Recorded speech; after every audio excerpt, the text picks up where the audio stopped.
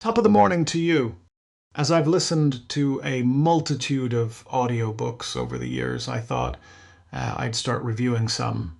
Needless to say, they are nearly all horror. One of my favorite genres of horror is space survival horror. However, there isn't an abundance of it out there, sadly.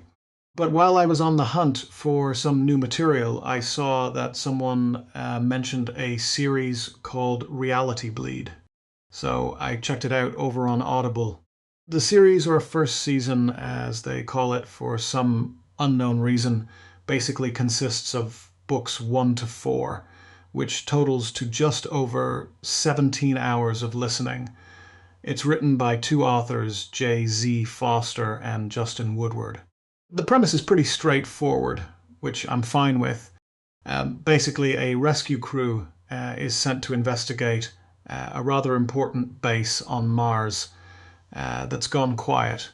They are ordered to go in and investigate because they are the closest available ship. One thing to mention is that it's based on an alternative timeline. Yes, it's Earth, but not quite as we know it. I actually like the world building here, and it should feel very reminiscent of the Cold War to anyone who grew up in the 80s. I don't want to spoil the plot, but the characters quickly realize that there has been contact with an alien race and that it has gone very, very wrong. This is not a spoiler, as it's in the series' blurb.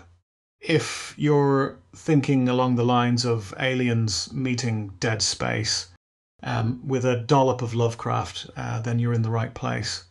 I'll be honest with you, when I was first introduced to the characters as they are out of cryosleep, they begin to play a game of strip poker, and I literally groaned inside.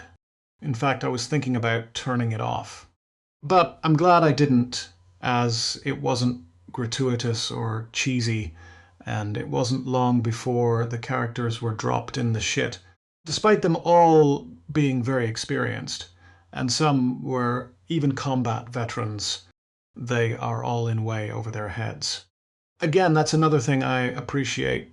They are in for a very tough fight, and some minds can handle it better than others. I felt that none of these characters were safe all the way through the series. I also liked most of the characters from the off, except for one, but he gets bumped off early. Tee-hee. The interpersonal relationships between the crew is also solid, and that makes you empathize with them even more. The narrator, Tom Taylorson, did a fantastic job at bringing the characters to life. They all had a unique voice, and he did a German accent pretty well too. I'll definitely be looking to see what else he's done. He's one of the best I've heard all year. The technology feels quite grounded. Think of Aliens here again. Without going into details, the enemies that they face seem pretty one-dimensional at first, and that's the point. However, it quickly becomes clear that there is something very sinister lurking in the background. The story is well-paced and pretty action-packed, but at the same time, the books have time to breathe, so you won't be pulling out your eyelashes one by one with nerves. I can't really say much else without spoilers, so I'll leave it there. If you're a fan of survival horror in space and like movies similar to Aliens and Event Horizon, then I don't think you'll be disappointed with this series. Just don't expect to find heavy literary horror here. So if that sounds groovy, I'd say it's well worth your time. It gets 4.5 stars out of 5.